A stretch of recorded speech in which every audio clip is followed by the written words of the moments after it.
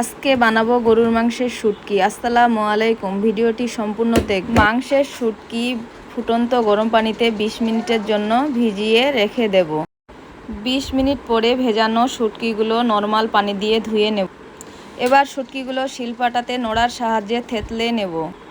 এভাবে সম্পূর্ণ শুটকি পাটাতে থেতলায়। এরপরে ধনিয়া, জিরা, গরম মশলা পাটায় পিষে নেব। শুটকিগুলো যেন পারফেক্ট সিদ্ধ হয় সেজন্য প্রেসার কুকারে দিয়ে দেব।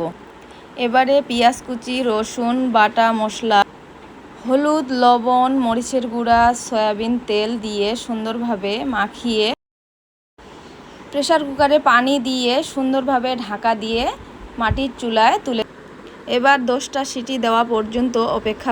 এদিকে আলু 4 কোনা করে কেটে নেব শুটকিতে দেওয়ার জন্য। এদিকে একটা পরিষ্কার কড়াই নিয়ে তাতে তেল দিয়ে তেলের মধ্যে লবণ দিয়ে দেব। আলুগুলো যেন সুন্দরভাবে ভাজা যায়।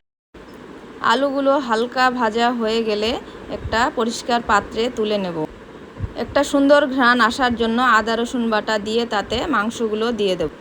কিছুক্ষণ মাংসগুলো কষে নিয়ে তার মধ্যে ভাজানো আলু দিয়ে দেব। এভাবে 10 মিনিট ধরে ভাজবো। এক সময় সুন্দর একটা কালার চলে আসবে।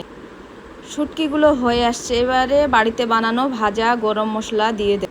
এই তো হয়ে গেল গরুর মাংসের শুটকি। পরিষ্কার বাটিতে তুলে নেব পরিবেশনের জন্য। হয়ে গেল গরুর মাংসের শুটকি। ধন্যবাদ সবাইকে। ভিডিওটি ভালো লাগলে লাইক, কমেন্ট, সাবস্ক্রাইব